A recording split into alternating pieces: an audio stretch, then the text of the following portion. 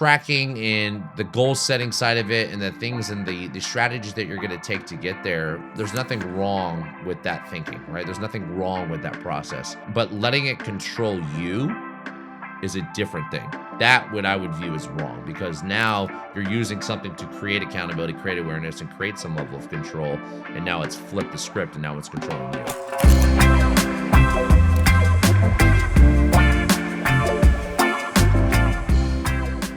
All right, what is up, everybody? Episode 36 of Pursuit of Balance. We're going to talk about eating disorders today.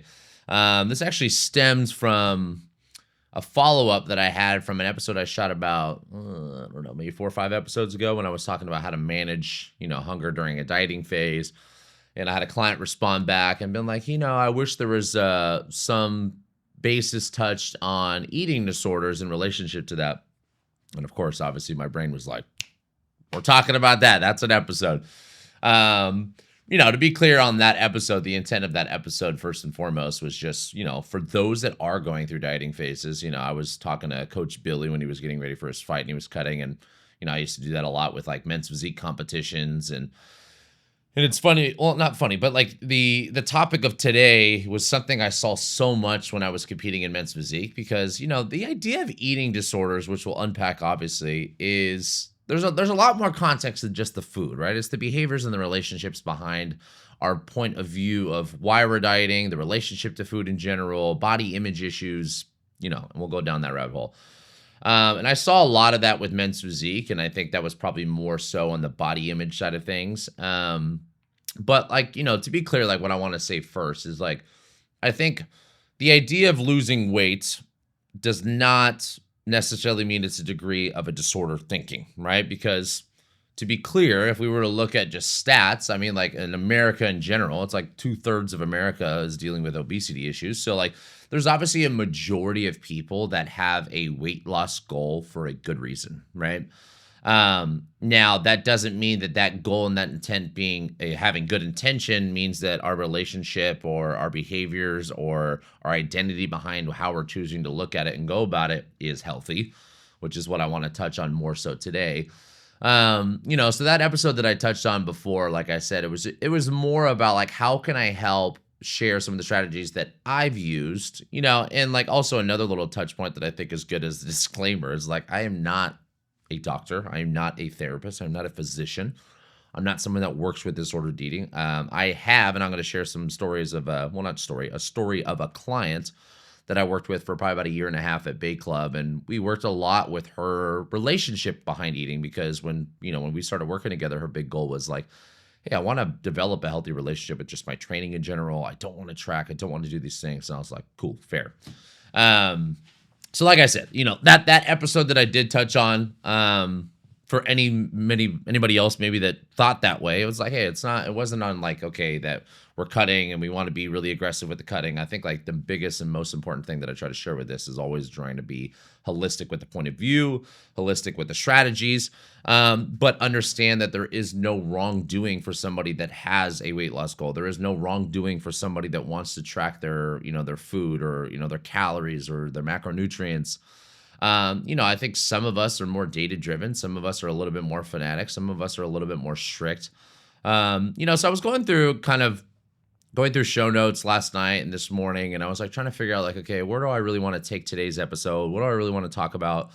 And I really kind of wanted to just first share a little bit of my 2 cents on there's the mindset behind it, right? Like, ideally, in my point of view, what are the clients that I've worked with that have dealt with this? What are the strategies that I've used to hopefully get them away from this kind of style of thinking or eating?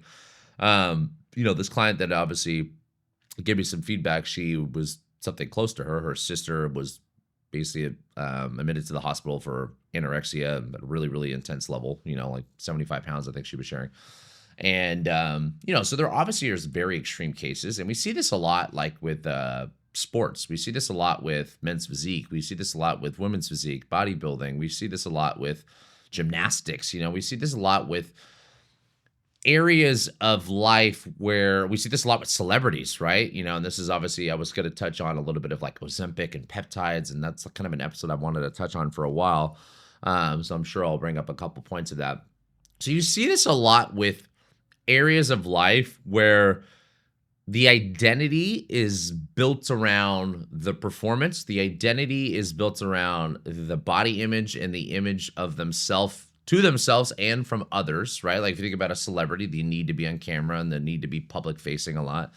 Like there's a stronger degree of need in their eyes, maybe that they need to look a certain way, right? Or be a certain way.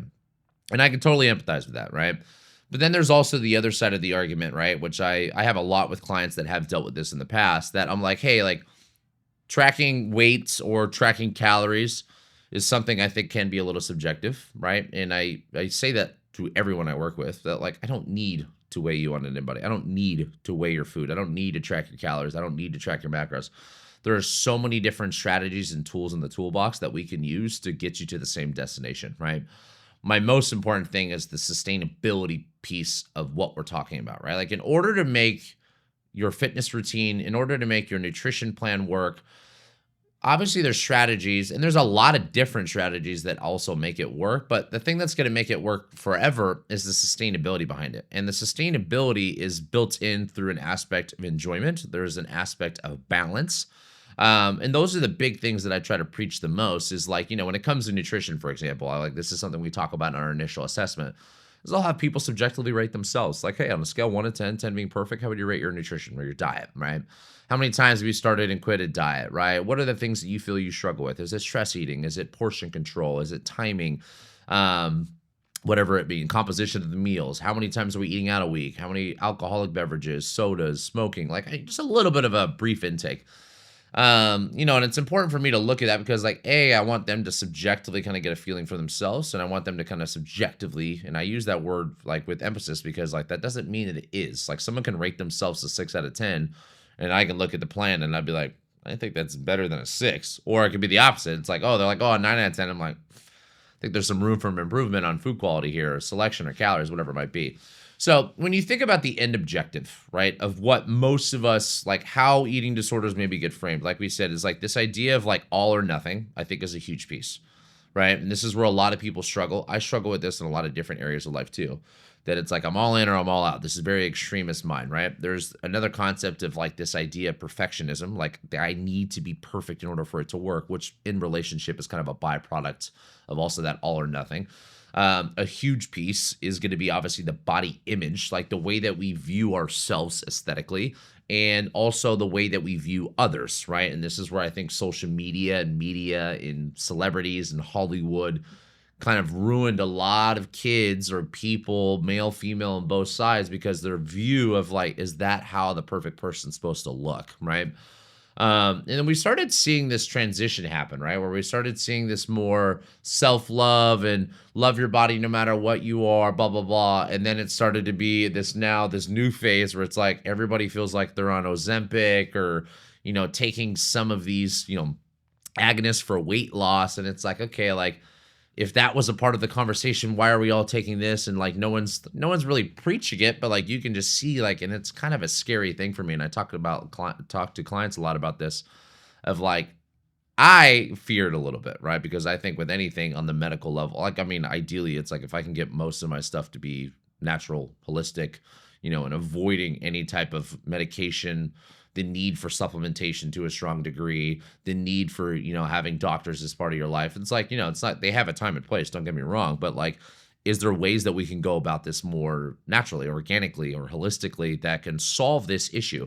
And now, don't get me wrong, a kind of analogy that I give to a lot of people is a reason why liposuction or, charges a hell of a lot more than personal training does, because it's speed, right? It works quickly. And a lot of people, unfortunately, and this is how we're all wired, like we don't want to wait. We want things right away. And this is kind of also another thing that I've realized with just technology over time is like we get this quick dopamine hit with everything nowadays. Everything's so quick. Everything's so convenient. So the idea of taking something and making it a longer cycle to actually see success, it's like, it's not as appealing, right? Everyone loves speed. That's what we pay for. We pay for convenience. We pay for speed. So like I said, obviously the body image part is a huge, huge deal, right? So, but my counter argument, like I was mentioning, is like, why is tracking finances not a problem for some, right?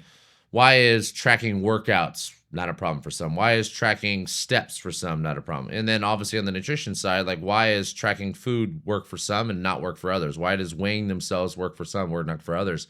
And that was kind of the core thing that was really, I always try to get granular about is like, what is that separation? It's like the behavior of like what we're doing might be the same as person A, person B, but the mindset and the approach behind it is obviously going to be very different, right? Because two people could do the same thing and two people could have very different experiences. So when you think about where does this disordered eating actually stem from, right? And that's kind of some of the stuff that I was touching on is like, okay, we mentioned perfectionism, all in, the body image issues, right? This need for control, this need for stress eating and food being a guilty pleasure because food gives us something immediate, right? Going on a walk requires a little bit of work. Going for a workout, like, there's other things that can maybe give us some level of the same benefit or some level of the same hormonal change or biochemistry change that happens when we get food. But they require work, they require time, they require some, more effort. And I think that's what makes it so difficult for some others to really just like focus on maybe things that could be a better outcome for them. So let's talk about nutrition and kind of strategies around that, right? So first and foremost, if tracking is something that you currently at the moment have an unhealthy relationship with, right? Or if tracking is something that you don't view as long term, and I'll be very transparent with you, I don't think it is. I love data. Like I'm like obsessed with data in a lot of different areas. And I think about this with business, right? I was having this conversation. This is a while ago. This was sometime last year. And I was talking about, they were like, oh, like we were talking about business. And he was like, oh, do you like business is easy or business is hard? Where we're talking about the difficulty of it. And I said, well, it's hard if you take it serious, right? Like it can be easy in the short term if you don't. Right. So it's like, and I think about this a lot with like parenting sometimes, like on the episode I talked about last week. It's like I can choose hard now for the easy later, or I can choose easy now for the hard later. Right. And I view business that way. Right. It's like if I really didn't care, if I didn't like really care about what I do or being really OCD about so many things in my business, then it's like, yeah, I can choose comfort right now. But for the longevity of my business, like that's probably not going to be successful, right? That's going to impact a lot of people downstream just because I chose comfort in the current moment. Versus like when I take it serious, there's things that like make me stressed now. There's things that like make it difficult now. So like there's a lot of areas when I think about this relationship to disordered eating, and maybe just even a better like subject for today's episode is like disordered thinking, right? It's like there's some people that go into business that are just objective, myopic about certain things, very OCD in a lot of different areas with how they run their business, how they track their business. And if it works, it's a good relationship with it. And then you can have that same person that views it the same way. And then if it doesn't work, we immediately discredit that, like, okay, tracking is like, and there's other things downstream that give you this kind of negative connotation or negative attachment towards the strategy that you chose to get there, right? So, and I see this sometimes even with the nutrition space of people that are like, oh, I tried tracking, it doesn't work. And I'm like, okay. And I want to be empathetic enough to just say like, that's not true, right? It's like, there's degrees of like, hey, maybe tracking doesn't work for everyone. And that's true. But does that mean that tracking in general doesn't work? And no, that's an absolute statement. And that's one thing that I will always have a very strong opinion on. Their absolute statements are an absolute waste of time, right? Because you're saying that because it didn't work for one category or one group or one individual, that it doesn't work for everyone. And that's not true, right? Because someone wants to lose weight, that's not disordered thinking. Because someone wants to track, that's not disordered eating, right? Now, there's groups, there's subjects, there's individuals inside of there that obviously are going to be outliers. And those are the ones that we're talking about today. Those, you need to take different strategies. We need to take a different order of thinking towards how we're going about that. Because body image, I think, is important for everyone, right? Now, I was actually trying to look this up this morning. I was like, how many people deal with body image issues? And it was saying like from basically the average of what I saw was like 80%, which is a huge number of people, right? And I say this a lot to clients, it's like we think that like our coaches or our athletes or celebrities or people that you view as like, oh, they're in great shape or they must have a great life from this outside point of view, this like keeping up with the Joneses kind of mentality. And the reality is, I can tell you from my 18-year career that like I know so many coaches, so many trainers, so many athletes that deal with body image issues, right? And sometimes they're actually even worse than the people that, are working their way up towards it, right? So everyone deals with it to a certain degree. And obviously, if I were to use that stat, 80%. So, there's not everyone, sorry, majority of people is what I meant to say deal with this, right? So it's definitely a huge, huge like percentage of people that we're talking about here that deal with this. And I deal with this, right? I don't think I deal with body image issues in a very negative way, but if you were to hear me talk, like my wife probably is the only person that hears me say this, but like I'm pretty strict on myself and I'm pretty hard on myself. It's the strategy that I prefer, and I'm not saying this is what works for everyone. I'm not saying this is the parenting style that works for everyone, like how I was raised. I'm not saying that even my coaching style works for everyone. This is something I'm very clear on to everyone that I work with, that like there are certain coaches, there are certain personalities, there are certain energies that are going to work well for you. And you need to find that, because when you find that alignment, this is obviously what makes that relationship work really well. But for me as an individual, it's like I've always been very strict with myself, right? And like there's times where I go through a little season of, days, weeks, maybe even a months of where I'm like, I'm kind of slacking a little bit. And I'm like, I need to get it back together, right? I need to kind of maybe pay attention a little bit more to my protein. Maybe I need to pay attention to eating a little bit more at home. But there's ways to find balance. And that's like the biggest thing that I really want to preach is like tracking and the goal setting side of it and the things and the strategies that you're going to take to get there. There's nothing wrong with that thinking, right? There's nothing wrong with that process. But letting it control you is a different thing. That what I would view as wrong, because now you're using something to create accountability, create awareness, and create some level of control. And now it's flipped the script and now it's controlling you.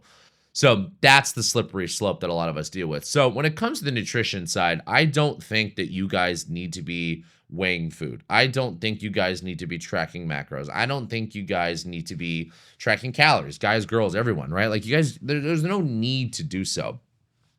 Now, I will tell you from my own experience personally with my clients, with myself, that there is a very high leverage strategy to use is tracking, right?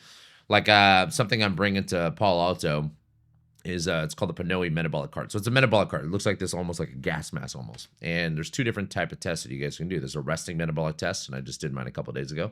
So basically put this thing on and you sit and chill for 10, 12 minutes and you breathe.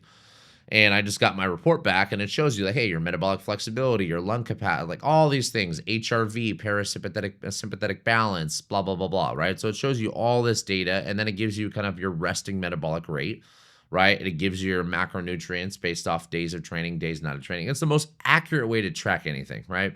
And if I'm working with somebody at a professional level, or a very high level, I'm going to use data, right? Because I need to be specific, right? I need to be accurate with what I'm doing because there is an outcome that depends on it.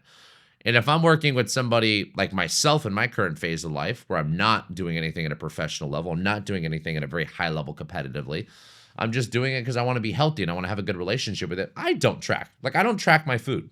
I go through seasons. I'll do it maybe once a year, twice a year. I'm like, let me track. Let me just get an idea of where my calories are. Let me get an idea of where my macros are. So I think it's a strategy that can be used cyclically, right? And that's why I think where a lot of that balance can be built in, right? But I don't think it needs to be used for everyone, right? There's so many clients that I've worked with that I don't do it at all, right? And that's because of this relationship towards it, right? Like this idea of an eating disorder means that I have a bad attachment towards that strategy, right? And I would be immature and irresponsible as a coach to say, well, you need to get over it. You're being soft. Like, that's not the answer. The answer is like, fine, totally fine. Let's find a different strategy that you think is going to create a better relationship with food, right? Because I want to create a good relationship with weight loss. I want to create a good relationship with you becoming healthy. I want to create a good relationship of you wanting to become stronger.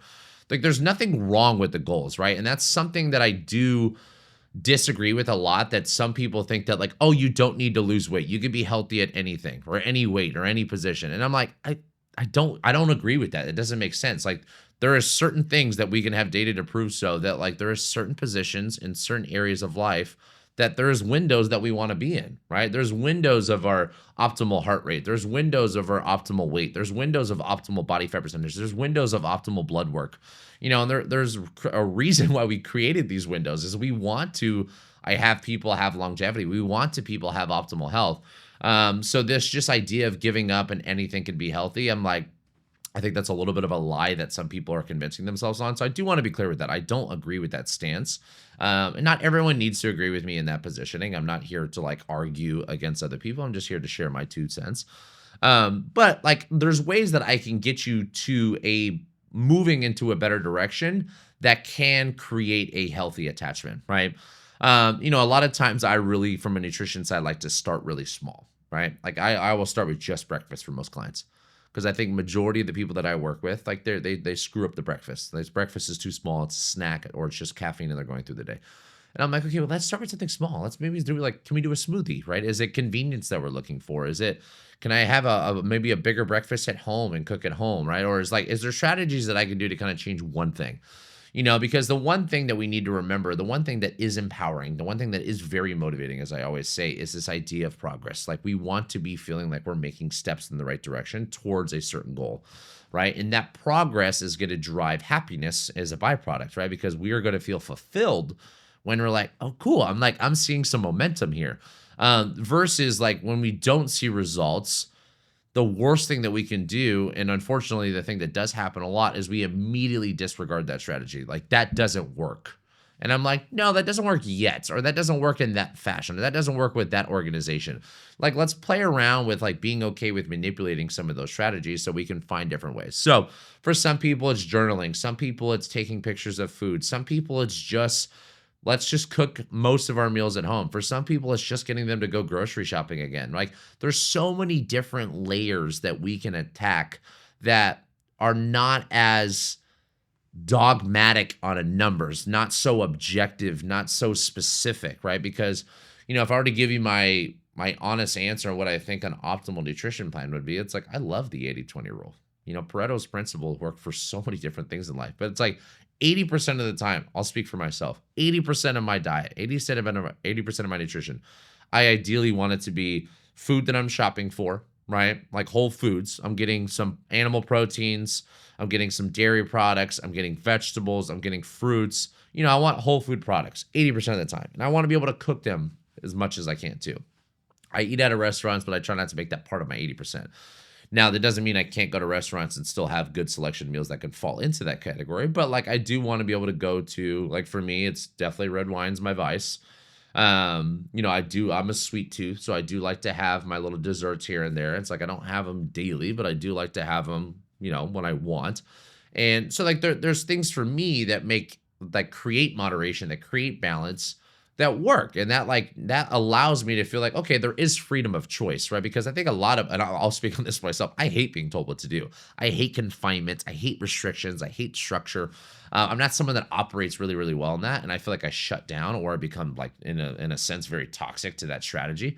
And that in a sense too, when you think about these eating disorders, like they're being controlled by it, right? And I think there's parallels between those statements too. So it's like we want to find balance, we want to find freedom in what we're doing, but like the most important thing is we just want to find a good relationship with the food that we're eating, right?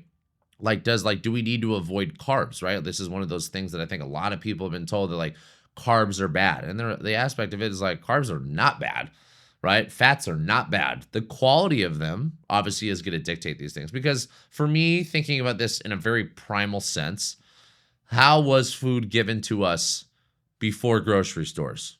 Right? Like with this idea of hunting and a hunter-gatherer phases of life. Like we had animal protein and we had plants. That's it, right? Like we had vegetables and fruits that we snacked on and grazed through. And then every once in a while we got lucky and we caught something, we had some animal protein. Where did our fat come from? Maybe avocados, right? But if you think about most people fat, it's dairy, right? Or it's processed fats, right? Or it's obviously coming from animals, right? So you think about your salmon and your ribeyes. So like there's not a huge degree of like, and this is kind of where this ketosis idea for me, I've like never been a fan of either, because I think it's a little bit of an extreme strategy. And this comes back to this disordered thinking is like most diets, in my opinion, are a level of disordered eating. Because if you need to name your diet, I would classify that as disordered eating, right? And I get where this statement came from when I had that episode that like, okay, like this idea of like having sparkling water or having gum or having what did I say, nicotine pouch or having things that can maybe distract you in a sense. Like, yeah, that could be a form of disordered thinking.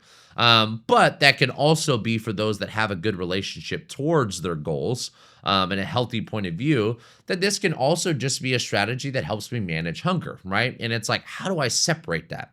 How do I separate those that are just trying to, because when you are going through a transition phase, like I've done this a lot when I was cutting down or I'm trying to lose a little weight or I try to get a little bit leaner. Like there's things that I need to do. I'll give you a very super small example.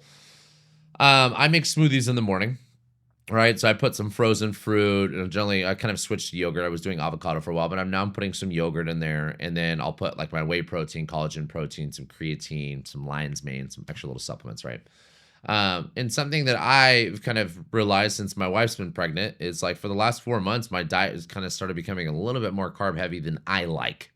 And I started having a little bit more sweets than I like. Well, don't get me wrong, I like it. I love the sweets, but I just don't like the way I feel. I put on, 4 or 5 pounds, and some people can look at this as disordered thinking. But for me, it's like I'm pretty strict with the way that I like to feel and I like to train. There's a certain weight that I feel really good at, and like just the way I look. Like I don't like having that little fluff in the bottom. I don't like feeling soft. There's a way that I like to look and like I operate. So I just said, okay, cool. Like I'm just gonna tighten it up in certain areas, right? So like a couple days a week, I just eat a little bit later in the day, right? So I just create a level of intermittent fasting and I create a window that allows me to manage calories a little better. Number two is, and this is super small, is like I went from full fat Greek yogurt to then low fat. And then I went from low fat Greek yogurt from Strauss to now low fat Faye, right? Which is basically like another 60 calories less a serving. And I just made little micro changes, right? Like I'm not changing. I'm not saying don't have the smoothie. I'm not saying don't have the sweets. I'm just like, where can I reallocate some of my resources, right? And I think about this with finances a lot, right? I was talking to a retirement planner that I've been working with, and I was talking about how my point of view of finances is. I think about like offense and defense. I think about this like a sports analogy. Like there's income, like can I just make more money to make up the deficit maybe on spending if that happens? Or do I just become really smart on spending less, saving more, or like, saving on taxes, whatever it is. Like these strategies obviously happen on both sides. And I was like, I want to play both, but I definitely think more offensively, right? Like for me, it's like I feel great when I'm training, right? And one thing that I've realized is sometimes I like to blame the diet when the reality is like my training hasn't been that intense, or like I've been kind of skipping my zone 2. I've been skipping my cardio a little bit. So I think it's good to have these little, check engine lights come on and like be able to audit yourself, but like separating like this very dogmatic point of view of like going into this extreme like mindset, right? Like this extremist point of view of like, okay, now everything needs to change, right? And that's where I think that can be a slippery slope. It's like, don't change everything. Change one thing. Let the snowball, like let the compounding effect do its thing. Because even just small little micro habits, they make a big difference on the dopamine that you're going to feel, right? Like you're going to feel like, cool, I made one step in the right direction.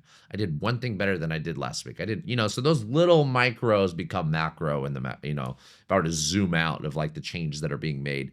So it's like, I want the relationship to be good. I want the relationship to have moderation because, it's funny because like you hear, just like this good old quote in the Navy SEALs, anything worth doing is overdoing. And I used to say this with certain things. And like, obviously my mindset has changed drastically in a lot of things because this is where the whole pursuit of balance even started.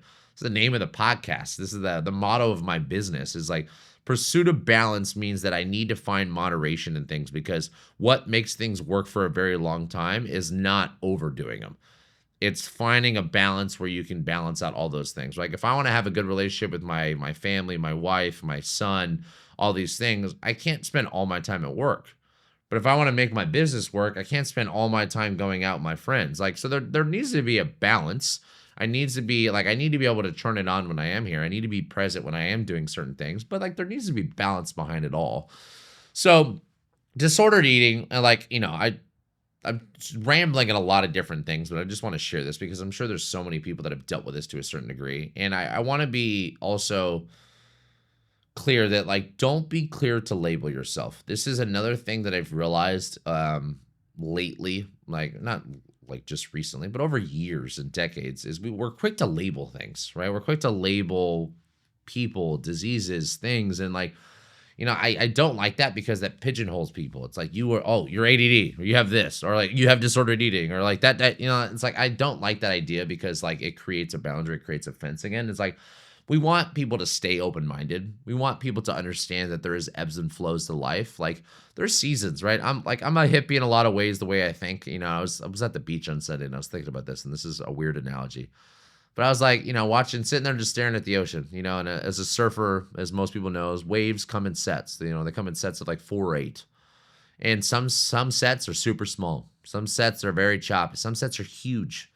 And then sometimes there's like just a period where there's like not many sets, but there's a rhythm. There's always a rhythm to life, right? And that rhythm it gets intense, it gets less intense. And learning how to ride those waves and learning how to understand the sets of life, learning how to understand the seasons of life, that winter it gets cold, summer it gets hot. Like very weird analogy, but this is how my brain thinks. I'm fixated about nature. I've always been fixated about nature, and I'm a hippie to my core in the way I think about so many things. But it's no different with some of these strategies or thought processes. Like understand that there's going to be seasons where you're going to want to be a little bit more strict, and there's nothing wrong. There's nothing wrong with that. You should never feel judged. You should never feel bad about wanting to diet. You should never feel bad about wanting to maybe be a little bit more data driven for a period of time. But what you should do is be aware that that is not something that you're going to do forever, because nothing in the reality of life that is that intense can be done forever, right? It's like the same reason why we take vacations from work. It's the same reason why we do deload from training. It's the same reason why I don't advocate people tracking food and weighing food forever. It's a strategy to create accountability. It's a strategy to create awareness, but it's something that you want to use for a period of time to just understand how your body's working, because there's going to be signs, there's going to be patterns to life, right? And pattern recognition is a very, very powerful thing. And that only comes from you reevaluating and having periods of reflection to know what's changing, right? I was listening to a podcast yesterday and this guy was talking about, he's like, honestly, one of the best things that people can do is just like go drive to the top of a mountain, go on a hike, and leave your phone in the car, right? And maybe bring a pen and paper and then just like sit in nature. We're so stimulated all the time. We're so surrounded by this idea of what we're supposed to look and what we're supposed to say and what we're supposed to be. Like that is just the generation we live in, is everyone's got an opinion. Everyone's got their 2 cents. And here's the one thing I want you to be very clear for those that are listening to this still. Like if you're this far in the episode, understand that I am sharing my opinion. And I'm sharing my opinion of what's worked for me. I'm sharing my opinion of what's worked for my clients and some of my clients. But I'm also want to be clear that I guarantee that my philosophy doesn't work for everyone, right? And that requires you having a moment of reflection and having an understanding that we can listen, we can digest, we can take in information, but it doesn't mean that it needs to be applicable to me, or doesn't mean to be applicable to my situation. There's things that I can learn from it. There might be little nuggets, but maybe the whole episode doesn't resonate, and that's fine. But to wrap up this episode, I just want to be clear that eating disorders are a real thing, right? And they are a very sensitive subject, but it's not always the food. It's not always the strategy. It's unfortunately the mindset of why we're doing it in the first place. I'm doing it because I want to impress other people, or I'm doing it because I want to be skinnier. I'm doing this because I want to lose weight. Like there's a window of health, and that window can be broken going above or below, right? And that's something I like to be clear on, is like you could be too light and you could be too heavy. You could be too low on body fat and you could be too high on body fat. So like we want to find this balance, right? This metronome of like, where am I going to feel that I'm kind of in this sweet spot where I have balance, I have a good lifestyle. I'm able to still do the things that I want to do, but I'm also still disciplined in the majority of these areas where I can still get the optimal ROI on my fitness. I can get the optimal ROI on my nutrition. And I want that mindset to be that balance comes from finding that moderation. And that moderation doesn't necessarily mean moderation in a day. It could be maybe I'm really strict for Monday through Thursday, and then I'm more lenient Friday through Sunday.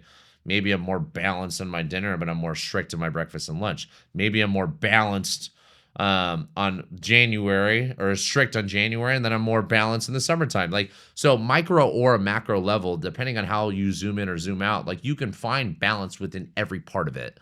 But that balance needs to be found, and that balance needs to be like understood. Like you need to have that dialogue with yourself that like, this is going to be a part of it. Like I need to understand that the balance is going to be cyclical. And that cycle, like I said, is big or small, depending on how you view it. So I hope that I touched on this in a very empathetic way, and I also hope that like people that maybe are dealing with some degree of body image issues or eating disorders of any level, that don't let that label be you for the rest of your life. Understand that maybe that was a season, maybe that was a learning lesson. It's not a failure. There is no such thing as failures in life. There's just lessons, right? There's things that worked and there's things that didn't, but don't let it change your mindset for the rest of your life on how you view it for the rest of your life, because our goal is to, optimize our health so we can help others optimize their health. And being in a good, healthy state generally means that we're happier with ourselves because we're doing the right things, right? And the last thing that I would say is like the label hopefully should never lead to projection on others, because there's certain people that are going to do the same thing you did, but they will have the exact opposite reaction. They'll have the exact opposite experience. And staying open-minded with that idea is what's going to make all of us a little bit more empathetic, right? That like, it works for some and it works for others. And like there's tools in the toolbox and not every tool is going to work for every job. So you need to find the tool, you need to find the strategy that works for you. But the most important thing, and I say this, like, even though I'm strict with myself on a lot of things, like how I work or how I exercise or how I just view my health, or my style of management or coaching or parenting, even in the future, like, it's not going to work for everyone. So, I mean, it's not going to work for every employee. I need to learn to manipulate. I need to be a chameleon. I need to be empathetic. I need to understand that like this person likes this person doesn't. So like that is something that is like, it's individualistic, right? It's different for every single person. All right. Well, as always, if you like this one, share this with somebody that would love to hear this, and I will see you guys next week. Take care.